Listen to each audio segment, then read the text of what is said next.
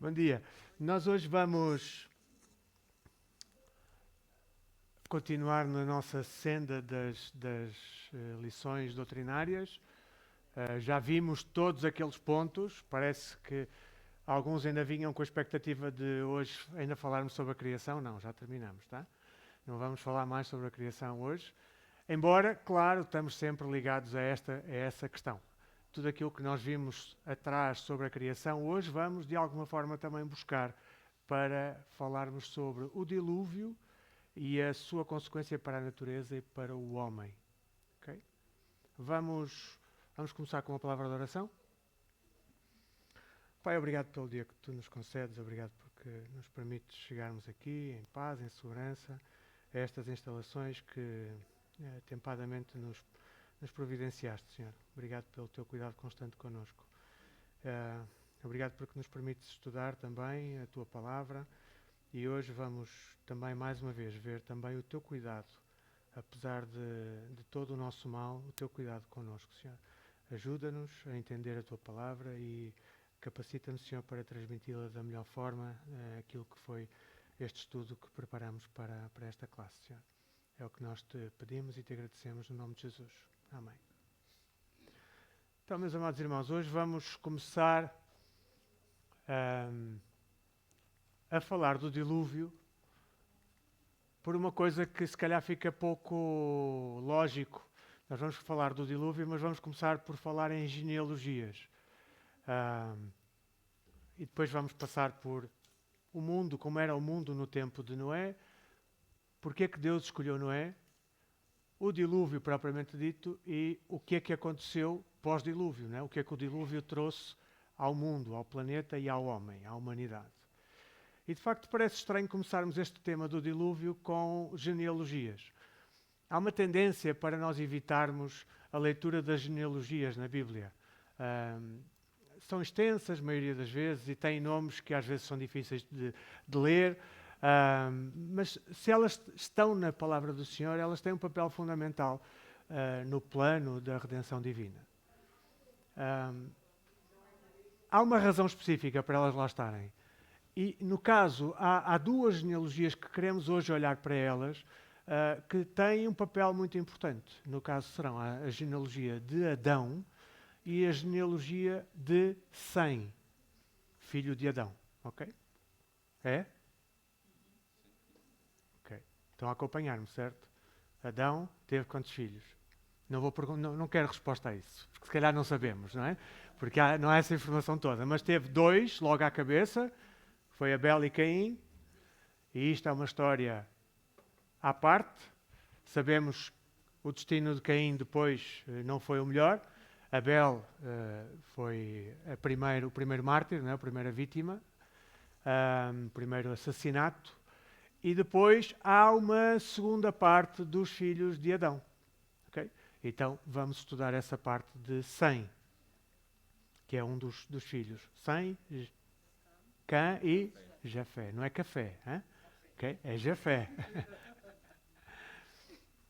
Mas o estudo destas genealogias vai de alguma forma ajudar-nos a entender a história da queda e a história da promessa, da redenção e como elas foram preservadas e transmitidas ao longo das gerações. À primeira vista pode parecer que Adão viveu uma época bastante distante de Noé. E se formos ver em termos de número de anos, sim. Mas vamos ver mais à frente que, na verdade, há ali uma proximidade de gerações entre Adão e Noé. E também, por outro lado, achamos muitas vezes que Noé e Abraão viveram bastante distantes um do outro, em termos temporais. Mas há ligação entre eles, e nós já vamos ver. A narrativa, ela começa no Éden. E já vimos, no Éden começou a criação e também a queda da humanidade.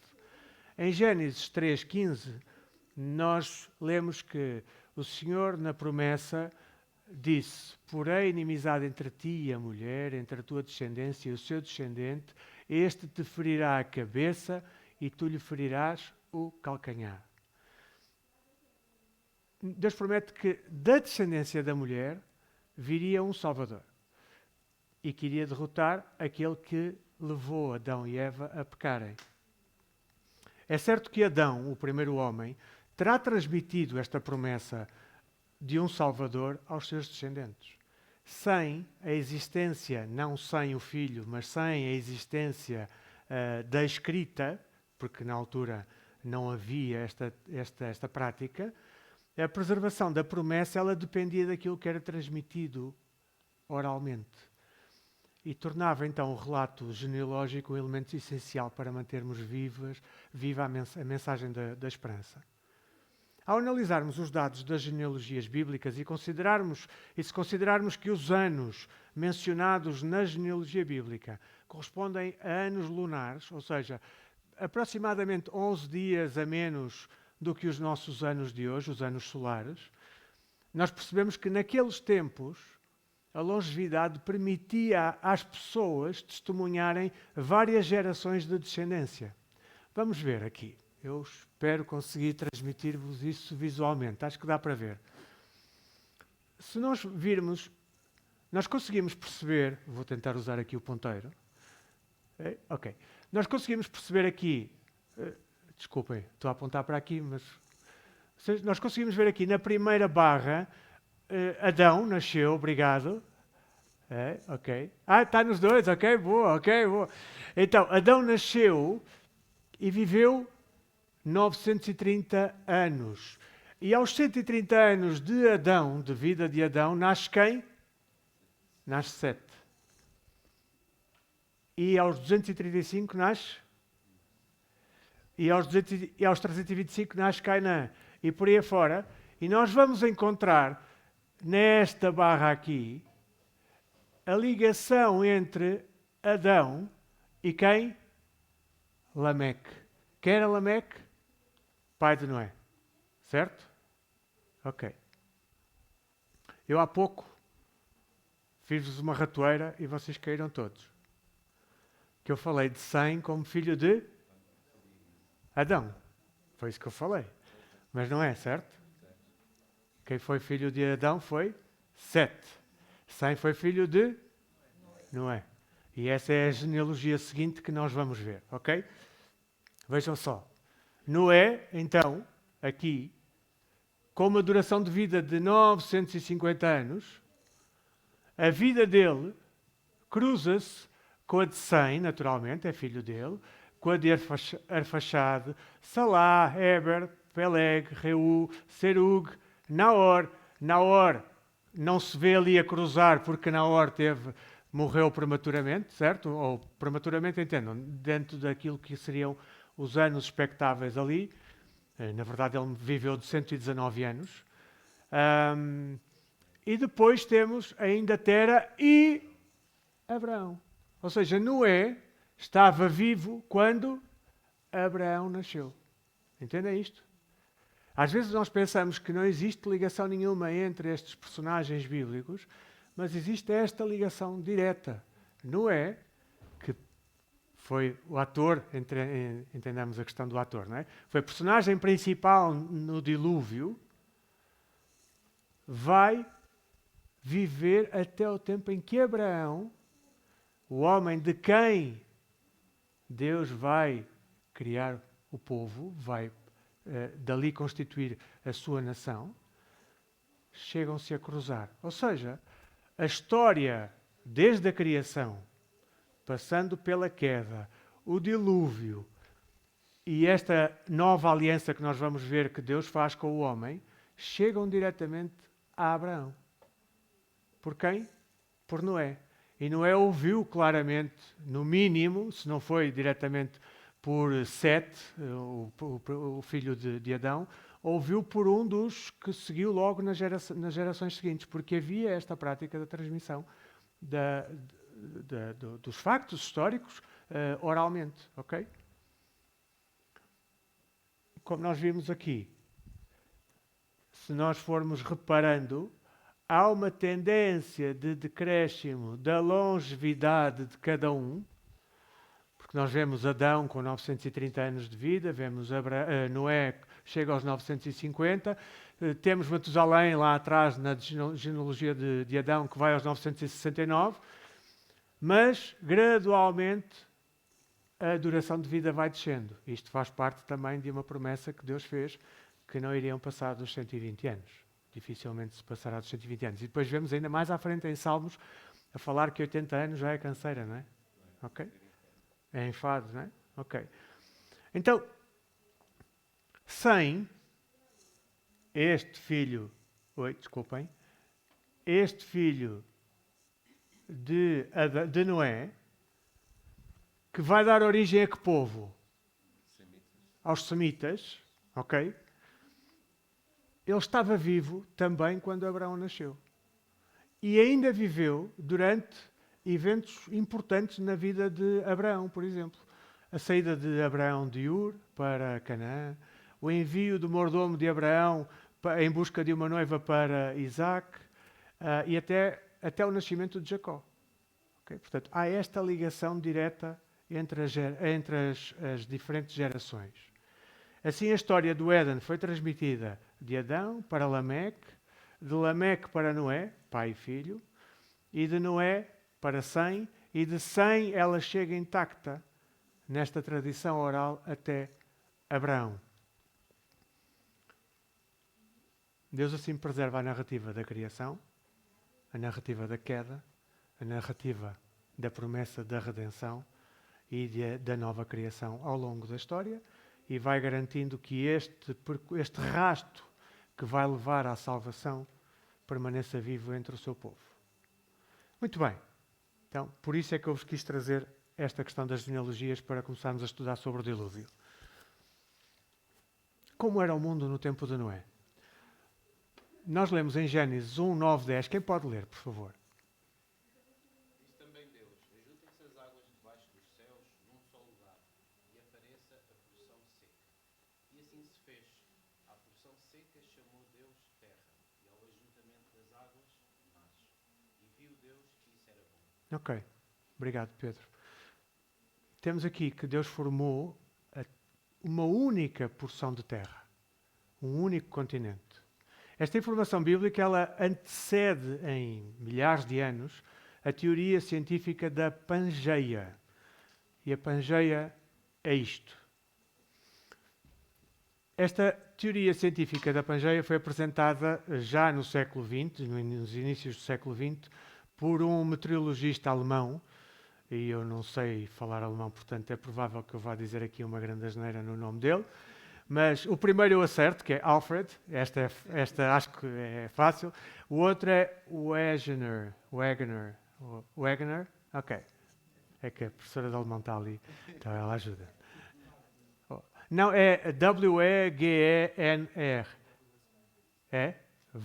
Wagner? Ok, boa. Então, este cientista, fica mais fácil assim, ou Alfred, se quisermos assim, o Alfred, ele observou que os contornos dos continentes, já separados naturalmente, se encaixavam como se fossem peças de um puzzle e identificou semelhanças entre fósseis encontrados em regiões atualmente separadas pelos oceanos. Embora inicialmente esta teoria tenha sido ridicularizada, como muitas outras, a sua teoria foi finalmente aceita por volta da década de 40, do ano de 1940. E hoje nós sabemos de facto que existiu um único supercontinente. De acordo com essa visão, as terras habitadas por Noé, Noé e a sua família, elas situavam-se no centro deste vasto continente, portanto, mais ou menos por aqui. Ou se, como tem aqui gente do Brasil, que eles gostariam que fosse mais assim aqui, né? Mas pronto. E isto vem, o facto de existir este supercontinente e esta vida de Noé e família no centro deste supercontinente, reforça a ideia que a humanidade estava mais interligada do que aquilo que nós podemos imaginar, porque se nós olharmos hoje para o nosso mundo, como nós o conhecemos, há distâncias, não é? Há distâncias que são marítimas, e essas distâncias marítimas tornam-se... Desculpe, não foi a tempo. Estas distâncias marítimas tornam-se menos fáceis para nós, porque obrigam a um transporte ou aéreo ou marítimo, e portanto, mas aqui nós vemos que era tudo terrestre. Okay? Ali havia ligações entre as diferentes pessoas. Por outro lado, muitas vezes, as imagens que nos chegam dos tempos antigos falam-nos de homens pré-diluvianos como seres brutamontes, primitivos, vivendo em cavernas e subsistindo apenas da caça e da coleta. E, de facto, isto não podia estar mais errado. Não é? Nós temos, na palavra do Senhor, informações claras que nos falam de outras coisas que não têm a ver com homens das cavernas. Nós lemos em Gênesis 4, versículo 17, que Caim, aquele Caim que matou Abel, teve um filho que se chamou Enoque, e este Caim construiu uma cidade, não construiu uma palhotazinha, construiu uma cidade à qual deu o nome de Enoque. Nós temos ainda que Jabal tornou-se criador de gado. Nós temos ainda que em Gênesis 4, 21, Jubal, irmão de Jabal, foi músico. Música desde o início, com harpa, com flauta. E temos ainda Tubal-Caim, meio-irmão de Jubal, que fabricava ferramentas de bronze e ferro. Estes dados mostram-nos uma civilização muito estruturada, com habilidades técnicas e componentes artísticas, inclusive. Música já acontecia ali. E desmentem a imagem de pessoas rústicas que eram desprovidas de tecnologia. Não é? Reparem, só o facto de, ainda antes destes que nós vimos, só o facto de Caim ser lavrador, Abel ser um criador de gado, isto também desafia a cronologia dos evolucionistas, porque eles colocam estas práticas de criação de gado e de agricultura milhares de anos de distância deste relato bíblico que nós temos. Portanto, mais impressionante ainda é nós pensarmos que esta referência bíblica de Tubal-Caim trabalhando o bronze e o ferro, nós só vamos ver isto historicamente após-dilúvio, cerca de 3.000 anos depois, século VI antes de Cristo, a ser desenvolvido esta utilização do bronze e do ferro aqui na Europa, por exemplo. Não é? Então, há evidências, para além disto, eu ia-vos trazer umas imagens, mas achei que não iriam acrescentar muito. Mas há evidências nestas explorações aquáticas submarinas que se fazem, há evidências de cidades submersas, possivelmente anteriores ao dilúvio, com uma arquitetura monumental surpreendente, semelhante àquilo que era a evolução já no tempo do Egito, das pirâmides, ok? Ou de coisas vistas na Mesopotâmia já mais recentemente. Essas descobertas indicam que a humanidade no tempo de Noé não era uma humanidade primitiva, não eram os homens das cavernas. Era uma humanidade altamente desenvolvida. Reparem, só o próprio desafio que é dado por Deus a Noé, o de construir uma arca, que nós vamos ver à frente, de proporções gigantescas, que fosse capaz de resistir a um dilúvio, não era uma quedazinha de chuvas, era um dilúvio, aponta para um nível de conhecimento, para um nível de habilidades que são altamente notáveis. Noé, além de ser obediente, justo diante de Deus, ele era claramente capaz de compreender e de realizar o projeto, fosse muito complexo ou não fosse complexo. É claro que nós sabemos que o Senhor capacita, mas ele já teria, seguramente, até por força de estas gerações que viviam muitos anos. Reparem, um homem que vive 950 anos, ele tem capacidade de desenvolver o seu intelecto e a sua prática ao longo de muitos anos. É um trabalho consistente. Quando um cientista hoje quer desenvolver alguma coisa, ou quando há uma tecnologia a ser desenvolvida hoje por um indivíduo ou por um grupo de indivíduos, estes indivíduos têm uma vida tão curta, face a 950 anos, que depois tem que transmitir, ou tem que deixar tudo muito bem relatado, e tem que transmitir muito bem a sua visão para os outros que vão dar continuidade a isto, por forma a que isso possa acontecer. Quando o indivíduo vivia 950 anos, ele consegue ir desenvolvendo e ir aprimorando a sua técnica. Okay? E claro, imaginem uma sociedade, uma humanidade a viver esta longevidade toda e cada um a ser mais trabalhado, a auto-instruir-se diariamente. Não é? Entendem o que é que eu estou a querer transmitir? Ok. O que é que levou Deus a escolher Noé? Ao lermos o relato em Gênesis, no capítulo 6, os primeiros 10 versículos, nós vemos um quadro sombrio. Nós vemos a humanidade que estava totalmente mergulhada na maldade. Os pensamentos, não havia pensamentos bons, tudo o que pensavam era inclinado para o mal. Nós lemos em Gênesis 6, 5. Quem pode ler aqui, por favor? Viu o Senhor que a maldade do homem se havia multiplicado na terra e que era continuamente mau todo o desígnio de seu coração. Pode continuar, irmã Cristina, por favor. Disse o Senhor: farei desaparecer da face da terra o homem que criei, o homem e o animal, os répteis e as aves dos céus, porque me arrependo de os haver feito. Ao ponto de o Senhor querer terminar. Deus, ao observar este estado de depravação, Ele decide intervir na história da criação. No meio de tanta corrupção, o que é que acontece? Ele encontra um homem diferente. Noé. E nós podemos ver isto em Gênesis, em Gênesis, nos versículos 8 e 9. Pode ler, por favor. Porém, Noé achou graça diante do Senhor. Eis a história de Noé. Noé era homem justo, íntegro entre os seus contemporâneos. Noé andava com Deus. A Bíblia descreve isto muito claramente. Noé era um homem justo, íntegro, alguém que andava com Deus. Ele destacava-se como um homem que temia ao Senhor. O único na sua geração que vivia em obediência e em comunhão com Deus. A sua fé, a sua obediência, a sua perseverança, elas servem de modelo para os crentes de todas as épocas e, em particular, para nós, que vivemos no meio de uma geração corrompida pelo pecado. Então, rapidamente, vamos ter ao longo da lição diferentes pontos de aplicação nas nossas vidas.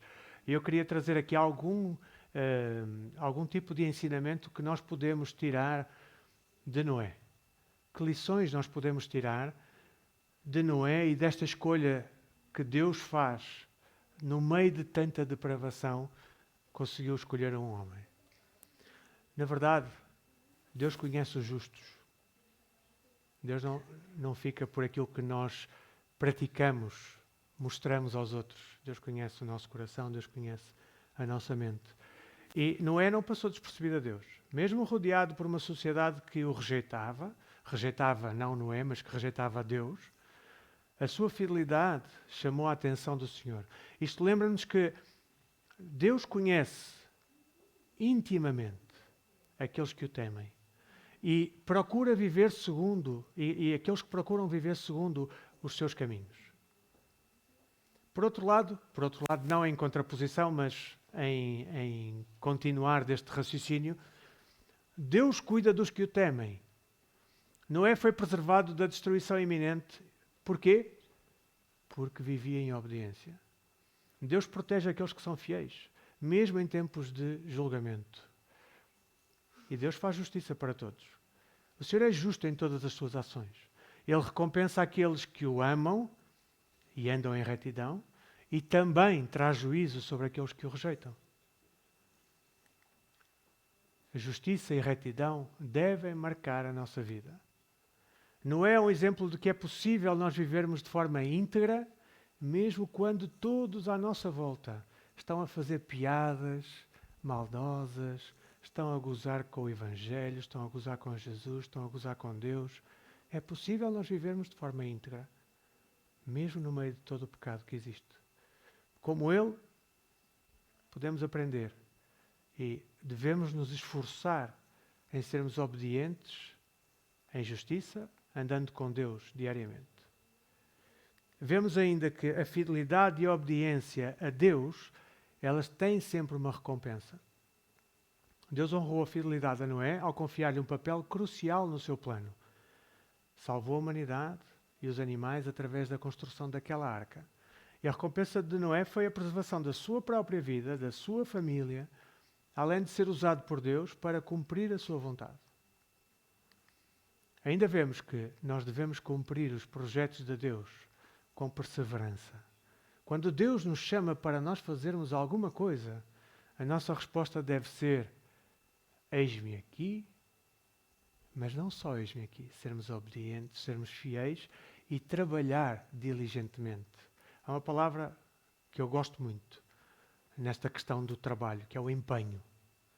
O empenho é começar uma coisa e levar levar esse trabalho, essa tarefa, até ao seu bom termo, à sua conclusão. Não deixar as coisas de qualquer maneira. E Noé dedicou décadas. A arca que nós vamos ver não foi construída num ano sequer. Foram décadas da sua vida a ser gozado por todos aqueles que estavam ali à volta, que estavam no centro de uma terra, de um supercontinente, onde não havia oceanos. Então, para que construir uma coisa daquela natureza? Chuva, vai haver um dilúvio. Nós não sabemos o que é isso. Olha, este é tolo, certo? E ele viveu décadas com isto, mas ele perseverou até ao fim. O Senhor deu-lhe uma ordem e ele cumpriu até ao fim. Então, devemos cumprir os projetos de Deus com perseverança. Esta escolha de Noé é um testemunho do cuidado de Deus, da justiça e da graça. É também um desafio para que nós vivamos de forma íntegra, para que o Senhor, no meio desta confusão toda, desta geração que vive neste lodo do pecado, o Senhor possa olhar para nós e dizer assim: está aqui uma mulher justa, está aqui um homem justo. Que o Senhor possa encontrar em nós condição de sermos salvos desta podridão do pecado. Muito bem. Com este introito todo, como é que terá sido realmente o dilúvio? Quanto tempo durou? Né? O que é que aconteceu durante? O que é que mudou na Terra quando isto terminou? O relato bíblico do dilúvio é daquelas narrativas mais dramáticas e profundas das Escrituras. Ela aborda tanto o julgamento como a graça de Deus. Ao analisarmos o que a Bíblia revela, nós percebemos que o dilúvio foi um evento global. Foi um evento de proporções inimagináveis e que alterou profundamente a face da Terra e a história da humanidade. Nós recentemente vimos aqui no nosso país vizinho, e até mesmo em Portugal, vimos cheias, não é? Choveu torrencialmente e de repente as pessoas são apanhadas de surpresa. E nós olhamos para as imagens que nos chegam pela televisão, os noticiários, e nós ficamos impressionados com aquilo, e nós ficamos incomodados, e sentimos-nos incapazes com aquilo tudo que vemos ali a acontecer. E de repente, isto, comparado com o que aconteceu, não é nada. Não é nada. Muito bem. Deus anuncia em Gênesis 6, 11 a 13, Deus anuncia o dilúvio. E diz assim: a terra estava corrompida à vista de Deus e cheia de violência. Viu Deus a terra e eis que estava corrompida, porque todo o ser vivente havia corrompido o seu caminho na terra. Então disse Deus a Noé: resolvi dar cabo de toda a carne, porque a terra está cheia de violência dos homens, e eis que farei parecer juntamente com a terra. Com isto, Deus vem e ordena que Noé construa uma arca. E temos esse relato em Gênesis 6, versículos 14 a 22. Vamos só olhar com alguma estupefação, porque é inevitável nós não ficarmos admirados com estes números. Noé foi ordenado que construísse uma arca cujo comprimento são 140 metros, largura 23 metros, altura 14 metros, mais ou menos um prédio de 4 andares. Um volume cúbico de quase 40 mil metros cúbicos, com um peso aproximado de 14 mil toneladas. Uma estrutura feita de madeira de cipreste, altamente resistente à água. O Senhor foi cuidadoso, inclusive, na escolha do tipo de madeira a utilizar, cipreste, porque tem uma resistência especial. Dividida em 3 andares, para abrigar animais, alimentos e pessoas. E pensa-se desta forma, aves e pessoas no piso inferior, no meio depósito de comida e água e no piso superior os animais terrestres. Uma capacidade suficiente para levar cerca de 125 mil animais do género da dimensão de uma ovelha. Sendo que a maior parte destes animais que foram na arca eram de dimensão inferior a uma ovelha. Okay? Imaginem 500 vagões, 500 carruagens de comboio cabem dentro desta arca. 500. Nós às vezes vemos um comboio daqueles longos, com 10, 12, 20 carruagens e já achamos uma coisa enorme. Agora imaginem 500. Cabiam aqui dentro. Que desafios é que Noé encontrou e enfrentou? Noé enfrentou logo aqui um desafio da fé. Construir uma arca destas dimensões, num sítio onde nunca tinha chovido, exigia de facto uma confiança inabalável neste Deus com quem Noé se relacionava. Mas o que é facto é que Noé acreditou. Ele acreditou naquilo que era invisível e ele agiu de acordo com aquilo que foi a ordem que Deus lhe deu. E nós vemos isso depois, já em Hebreus, no capítulo 11, no versículo 7. Está lá escrito, pela fé, claramente, pela fé, Noé, divinamente instruído acerca de acontecimentos que ainda não se viam e sendo temente a Deus, aparelhou uma arca para a salvação da sua casa, pela qual condenou o mundo e se tornou herdeiro da justiça que vem de fé. Nós também vemos que há uma preparação cuidadosa. A construção da arca não foi um improviso, não foi fazer uma jangada. Fazer uma jangada só para tu poderes safar deste dilúvio que vem aí. Não, foi algo muito criterioso e muito cuidado. Foi algo que obrigou a uma dedicação. E aqui nós temos uma lição sobre a importância de nos prepararmos bem para aquilo que são os propósitos de Deus. Obrigou a um trabalho perseverante. A obra levou décadas, como já falamos. Ela requer paciência e requer esforço contínuo. É muito normal nós chegarmos a uma altura e dizer, estou cansado, eu não quero saber mais disto. Venha outro e faça, certo? Quantas vezes no nosso dia-a-dia, como pais, como maridos, no nosso dia-a-dia como profissionais, no nosso dia-a-dia no trabalho da igreja, no trabalho do Senhor, sempre os mesmos resultados. Nós fazemos as coisas, ninguém aparece, ninguém quer, estou cansado.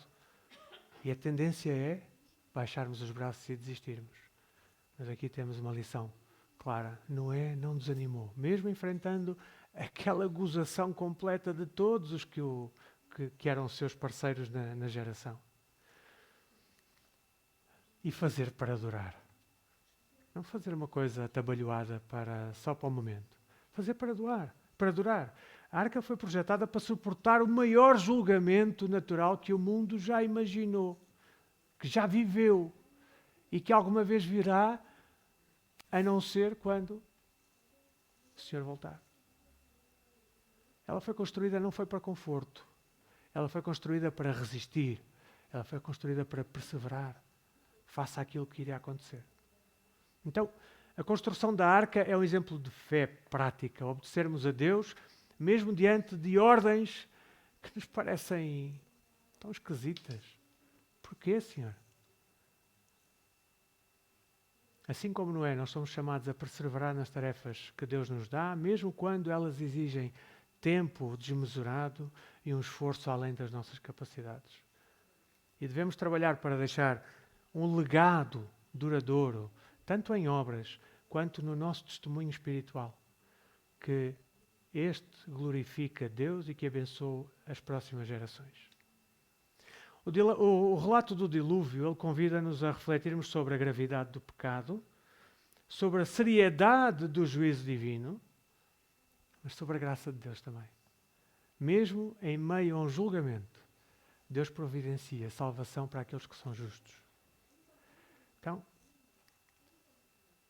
Noé entrou na arca?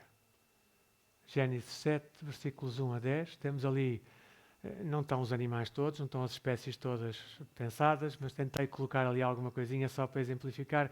Já lá estão todos dentro. Ok. A conclusão da construção da arca marca o início deste novo capítulo na narrativa bíblica. A arca está pronta e Deus dirige-se novamente a Noé e reafirma a necessidade de preservarmos a vida diante de um julgamento iminente. Então, vamos falar aqui de uma questão que pode às vezes levantar alguma polémica.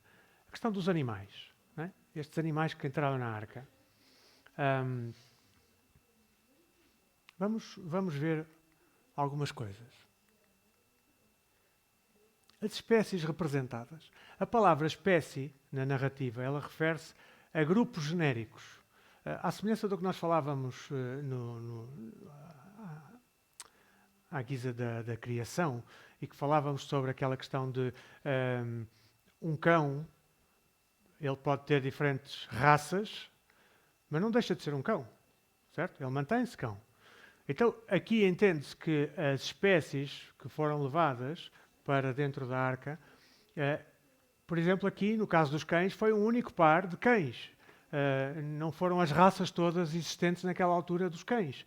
Porquê? Porque isso seria suficiente para originar, por diversificação, todas as raças conhecidas hoje.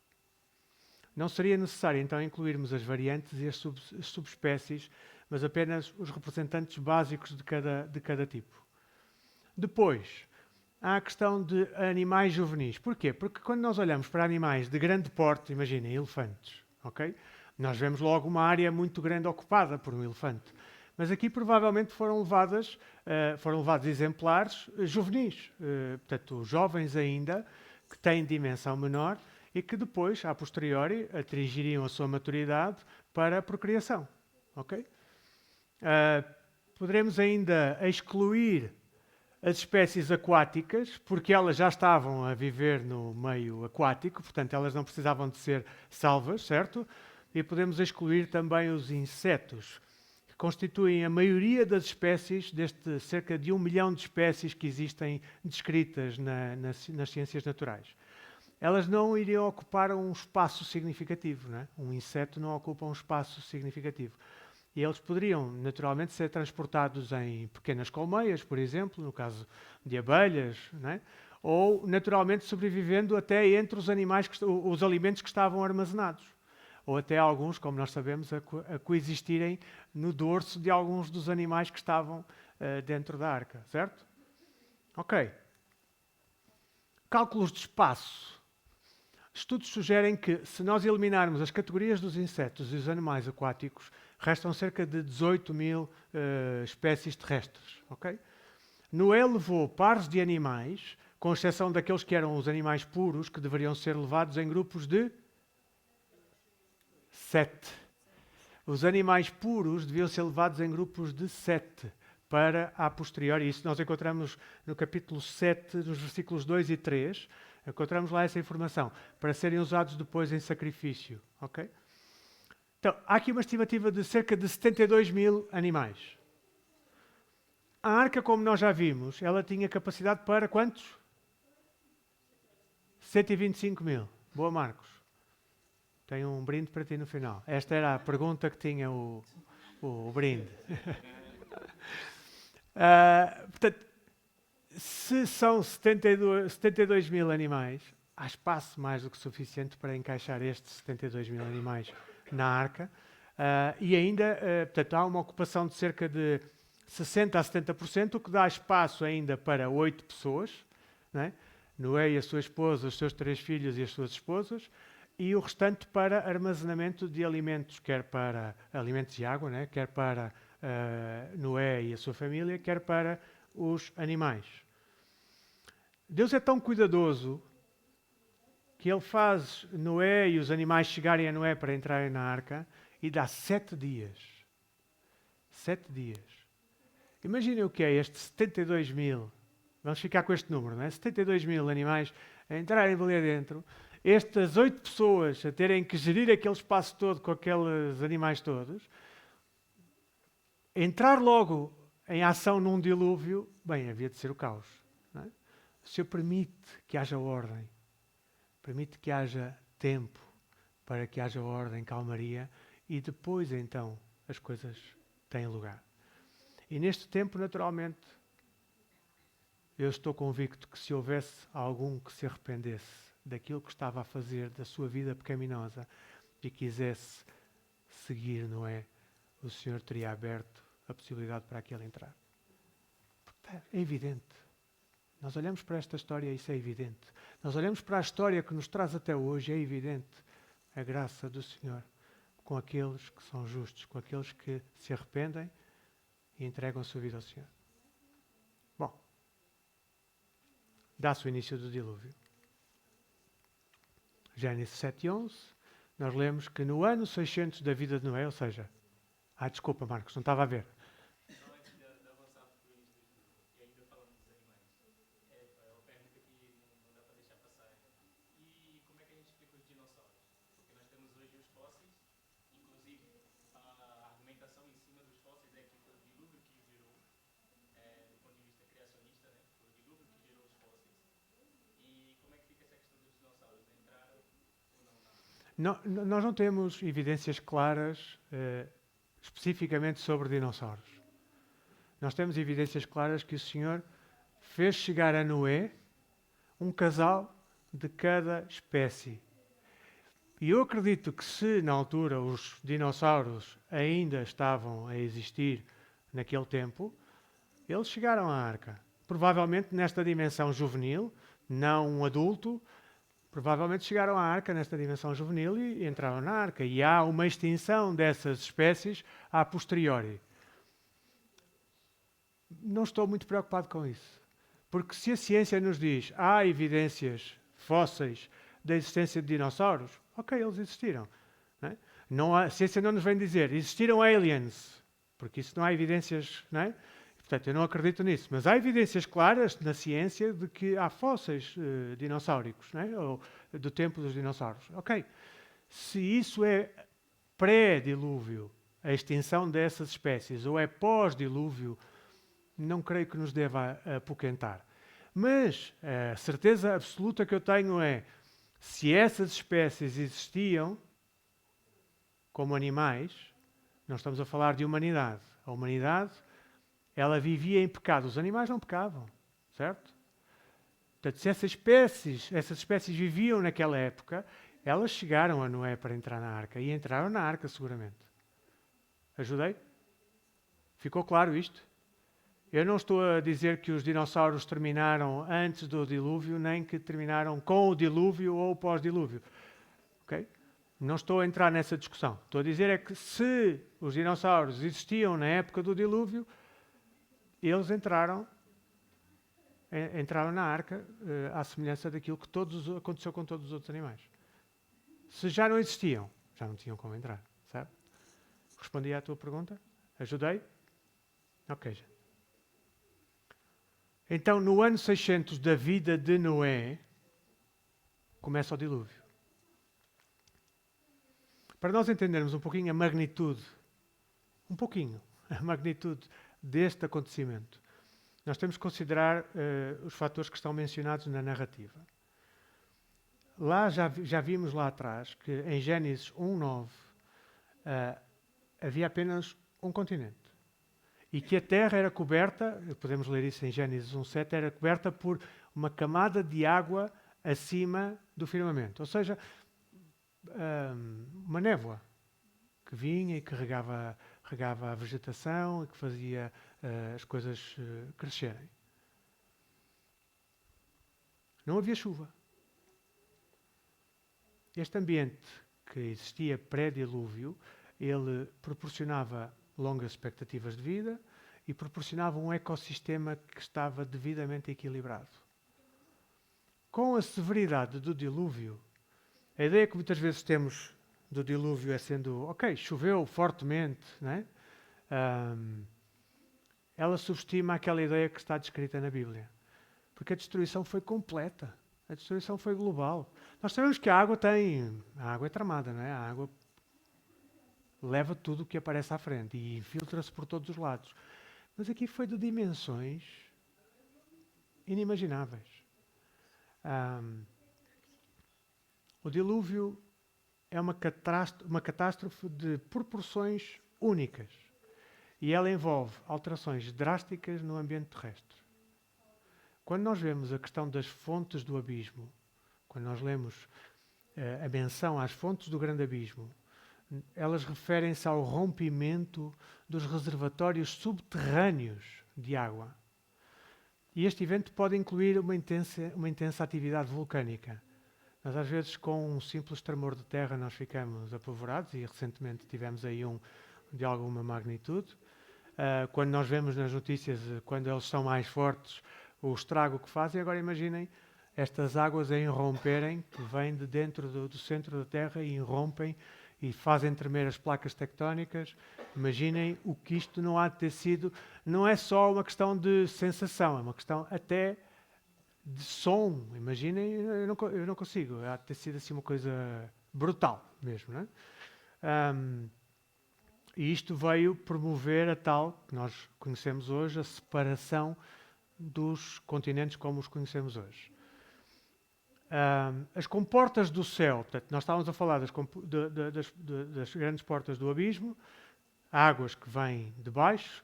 As comportas do céu aponta para a precipitação da camada de vapor que protegia a Terra, causando chuvas torrenciais. A combinação destas águas que sobem e destas águas que descem, isto inunda o mundo de uma forma global, cobrindo todas as montanhas, alterando radicalmente o clima e a geografia do planeta. E a duração e a extensão? A inundação, e o meu ponto de vista, eu sei que há quem defenda que foi local, foi um acontecimento que aconteceu só ali. Não. Por aquilo que nós já vimos, já estudamos hoje, a minha perspectiva e aquilo que nós entendemos que seja o correto é que foi um acontecimento à escala global, não foi só num local. E todo o planeta ficou submergido em água.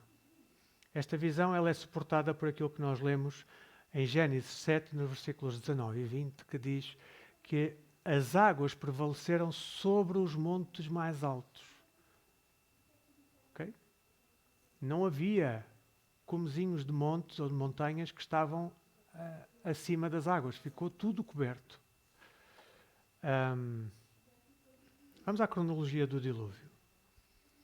O relato bíblico do dilúvio de Gênesis é uma das narrativas mais detalhadas e cronológicas das Escrituras, e ela proporciona-nos um panorama que é abrangente do evento e das suas implicações. Muito bem, as águas. Então, Deus anunciou o dilúvio naquelas passagens que vemos ali de Gênesis. O dilúvio começa, Noé entra na arca com a sua família e os animais, a chuva cai, as fontes do abismo se rompem por 40 dias, todos os seres vivos na face da terra são consumidos, ou seja, aqueles que não estavam na arca pereceram. O dilúvio dura 150 dias e a arca descansa na montanha de Ararat, na Arménia. Okay? Esta montanha de Ararat é na Arménia. Versículo 5 do capítulo 8, as águas baixam até que os topos das montanhas se tornam visíveis.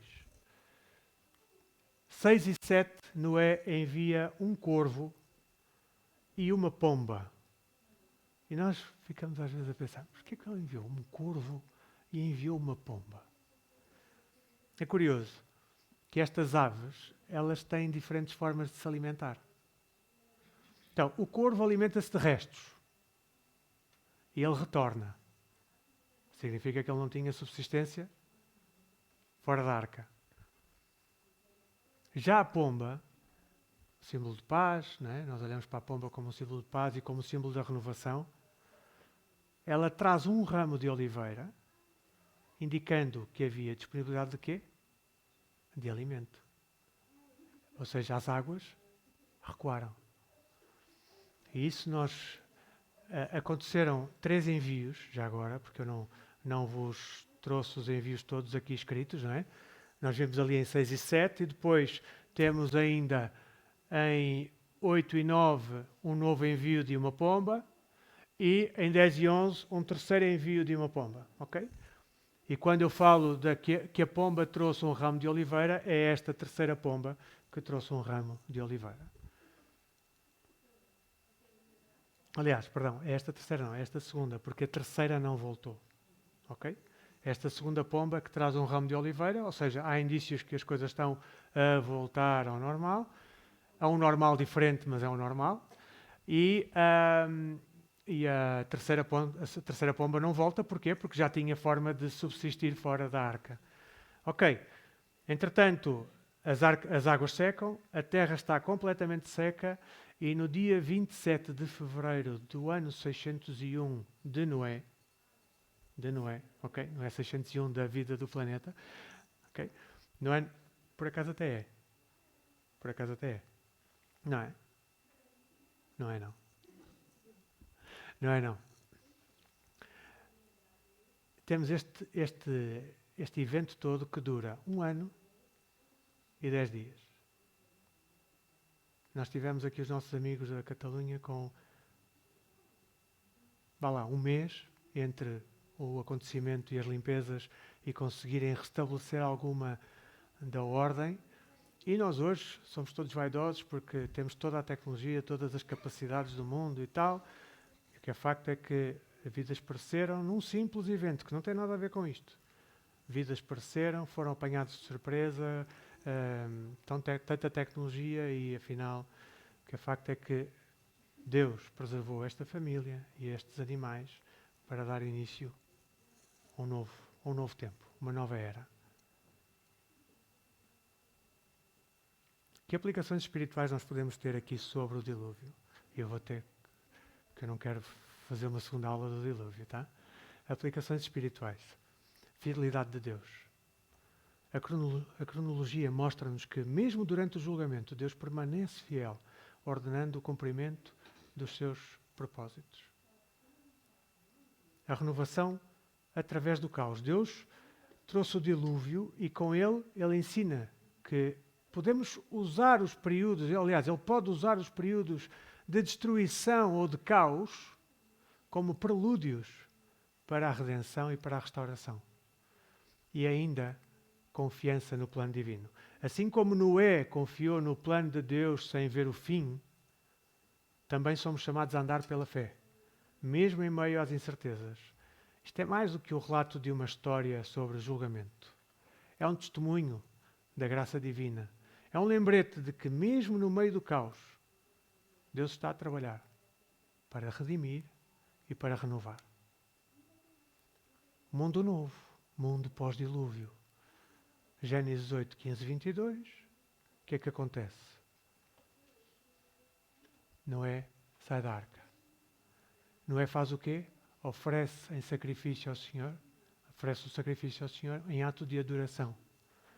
Este sacrifício chega em aroma agradável a Deus. Simboliza a gratidão, simboliza a submissão a este Deus Criador, a este Deus que sustenta tudo. E ele estabelece um precedente espiritual para esta nova era. Este gesto é o ponto de partida de um novo pacto entre Deus e a humanidade.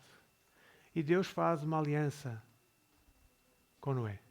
E nós lemos essa aliança nos primeiros 19 versículos do capítulo 9.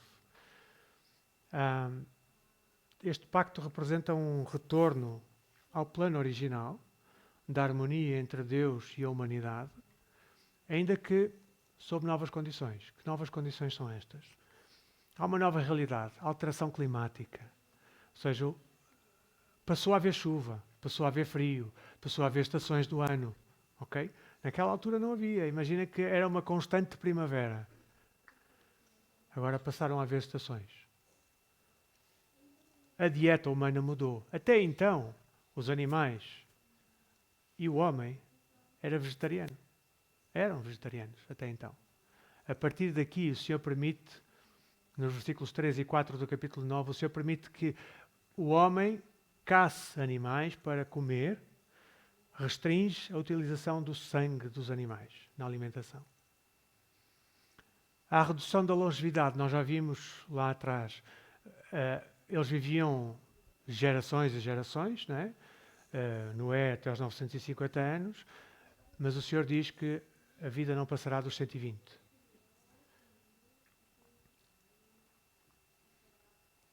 E há uma nova relação também com os animais. Os animais, e reparem, nós às vezes questionamos, por acaso estava à espera que essa pergunta viesse há pouco, não dos dinossauros. Não foi o que nós combinamos. Não, estou a brincar. Estou a brincar. Às vezes questionamos, ou se nós olharmos para isto sem irmos ao cerne da questão, que é, como é que aquelas feras todas que nós conhecemos hoje, os leões, os tigres, os leopardos, não é? Os jacarés, como é que estas espécies estavam a coabitar naquela arca durante aquele tempo todo? Na verdade, não havia esta necessidade. Os animais não eram carnívoros. Os animais eram vegetarianos. Não havia esta selvageria nos animais. Mas ela passa a haver. E os animais até passam a ter medo do homem. E isto está lá escrito. Gênesis 9:2. Deus coloca um instinto de medo nos animais em relação aos seres humanos. É um reflexo de uma nova realidade em que o homem os pode caçar para alimento. Este relacionamento ele será restaurado, como vemos numa promessa em Isaías, no capítulo 11, versículos 6 e 9, ele será restaurado no reino milenar, em que os animais voltarão a coabitar sem medo do homem. Multiplicar e dominar a terra, isto é algo que vem desde trás. O Senhor já tinha dado essa instrução a Adão e a Eva para se multiplicarem e para dominarem a terra, e isto continua. E o Senhor leva a esta nova condição, a santidade da vida humana, que é, Deus introduz a justiça. Ali nos versículos 5 e 6 fica claro que aquele que matar vai ser morto. Okay? Portanto, Deus introduz este conceito da justiça, que mais à frente vamos ver na Bíblia como lei de talião, não é? Olho por olho, dente por dente. Isto é ainda anterior à lei mosaica, okay? Do mandamento não matarás, mas já está aqui implícito isso. Até uma coisa interessante que eu queria trazer aqui para vocês, que é, quando nós olhamos para isto escrito em hebraico, e eu não vou ler em hebraico, tá? Porque eu não sei ler, já vos disse, mas o que está a azul é hebraico, o que está é preto é em português, não é? Isto está escrito até de uma forma poética, e diz assim: quem derramar o sangue do homem, pelo homem o seu sangue derramado será. E porquê que está escrito de forma poética? Porque facilmente fica na cabeça. Por isso é que nós fazemos letras poéticas para músicas, porque facilmente ficam na cabeça. Os ensinamentos ficam mais fáceis na cabeça, ficam retidos mais facilmente na cabeça. Muito bem. Nesta aliança de Deus com o homem, há uma coisa que está aqui a faltar, seguramente, para vocês, não é? Que é o arco-íris. O arco-íris é um sinal visível para a humanidade. E este sinal visível é interessante, que diz lá que ele, cada vez que Deus olhar para isto, ele vai se lembrar que fez esta aliança com o homem. Embora nós nos olhemos, eu pelo menos tenho esse sentido de admiração sempre quando vejo um arco-íris, e agora tenho visto assim uns duplos, fica lindo, maravilhoso, não é? Fico sempre encantado com esta coisa maravilhosa. E penso sempre, ok, aqui está o sinal de Deus, da aliança que Ele fez com o homem.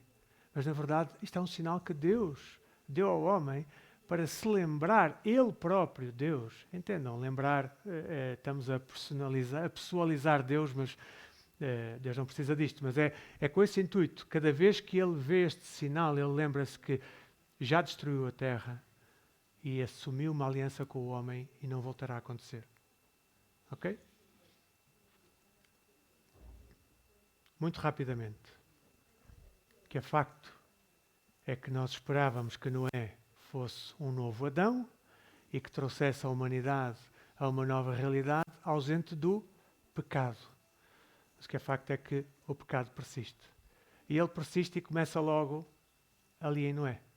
Noé faz uma vinha, né? Planta uma vinha, apanha as uvas, faz um belo de um vinho, bebe o vinho e passou-se das marcas, não é? Ficou embriagado, ao ponto de perder noção e aconteceu ali uma situação bastante desagradável na sua vida. Isso está nos versículos 20 a 29, não os vamos ler, mas o que é facto é que neste texto não está muito claro o que é que Cã, um dos filhos de Noé, fez a Noé, quando diz lá ver a nudez do pai, não é? Não fica muito claro. As interpretações elas incluem desde olhou com desprezo até atos mais graves como castração, como violência sexual, sodomia, ok? Embora o texto não seja explícito, a gravidade é clara. Cã é considerado culpado e o seu filho, Canaã, recebe a maldição por conta do pai. E aqui muito claramente, porquê é que acontece isto? Porquê é que não foi Canaã, porquê é que não foi Cã que foi amaldiçoado por Noé, mas foi Canaã? Porque se nós formos lá atrás, em Gênesis, no versículo 9 do capítulo 1, nós vemos que Deus abençoou Noé, Sem, Cã e Jafé. Então, se Deus já tinha abençoado, Noé não podia amaldiçoar a Cã. E amaldiçoou em consequência a sua descendência, Canaã. E também, por outro lado, lemos aqui, já na narrativa, já vemos aqui a preparação teológica para a submissão do povo de Canaã, os cananeus, ou cananitas, eu fico sempre na dúvida qual é a forma correta de dizer, a submissão deste povo aos israelitas. Israelitas que são descendentes de quem? De Sem. Neste momento, neste contexto de falhas humanas, a aliança de Deus, ela permanece intacta. Ela aponta para a paciência de Deus e para a graça de Deus. E não ficamos só por aqui. Veio a Torre de Babel. Nos versículos 1 a 4 do capítulo 11 de Gênesis, nós temos este relato da Torre de Babel. Lá em Gênesis 9, versículo 7, o Senhor tinha dito para que a humanidade se espalhasse pela terra. E o que é que eles estavam aqui a querer fazer? Vamos ficar aqui quietinhos, vamos construir aqui uma mega cidade com uma mega construção que chega ao céu só para dar o quê? Só para dar o ar que nós somos superiores aos outros. É isto que está lá escrito. Só para dar importância a nós próprios. Esta torre que está aqui descrita como Torre de Babel, ela simbolizava o desejo humano de autossuficiência e claramente um desejo de rebeldia, porque Deus disse para fazer uma coisa e eles fizeram exatamente o contrário. Este objetivo deles não era de alcançarem o céu, do género, não, nós até estamos a fazer uma coisa para estarmos mais perto de Deus, né? Figurativamente. Não era esse o objetivo, era para dar uma ideia de pompa e circunstância. O que é que aconteceu? Qual foi a resposta de Deus? Deus desceu, interveio, subverteu os planos humanos, ele confundiu a língua dos construtores e provocou a dispersão de todos. Que significados teológicos nós podemos ter disto?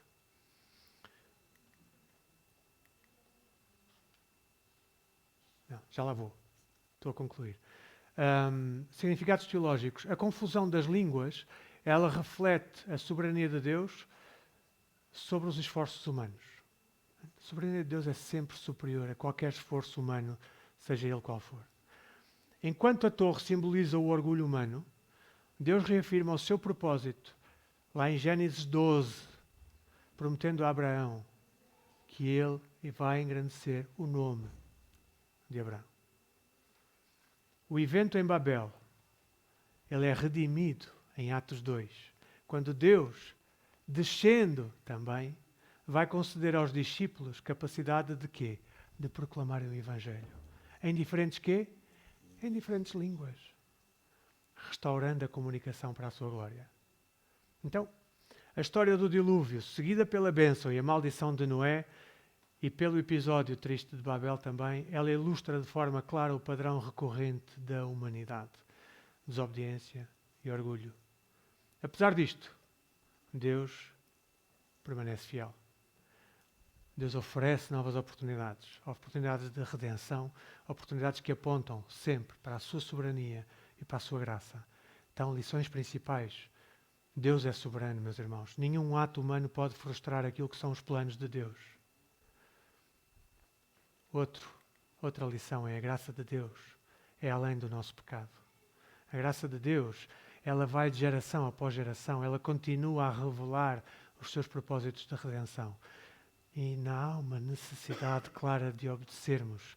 A rebeldia humana, ela vai levar-nos a consequências, mas a submissão a Deus, ela vai nos trazer bênção. Como reflexão final, o Deus de Noé é o mesmo Deus de hoje. Aquele Deus do dilúvio é o mesmo Deus de hoje. É um Deus soberano, é um Deus gracioso, é um Deus paciente, é um Deus que opera constantemente para redimir a sua criação. Que possamos aprender com estes episódios a vivermos em obediência à vontade de Deus, reconhecendo que em Cristo Ele nos oferece a redenção e a restauração. E se gostaram da aula de hoje, a próxima aula vai ser muito melhor, porque já não vou ser eu, não. Vai ser o Marcos, sim. Mas o que é que vai acontecer na próxima aula? Nós chegamos agora à escolha de um povo como parte do plano da redenção. Encerramos hoje Deus a dispersar as nações ali em Babel, a criar confusão entre os povos na questão linguística, mas não é o fim da história. Ao longo das gerações, ele já tinha o plano em andamento. Chamar um povo para si. Na próxima aula vamos explorar isto. Como Deus escolheu um homem, Abraão, e a sua descendência para dar início a esta missão redentora. Que significado tem esta escolha? O que é que isso nos ensina sobre a fidelidade de Deus e o cumprimento do seu plano da salvação? Quer saber? Próximo domingo, venha e vamos ouvir a lição dada pelo Marcos. Que o Senhor a todos nos abençoe. Obrigado pela vossa paciência. Sei que estiquei-me um pouquinho, mas não queria deixar o dilúvio para uma próxima aula. Obrigado, meus irmãos. Continuação de um domingo abençoado para todos.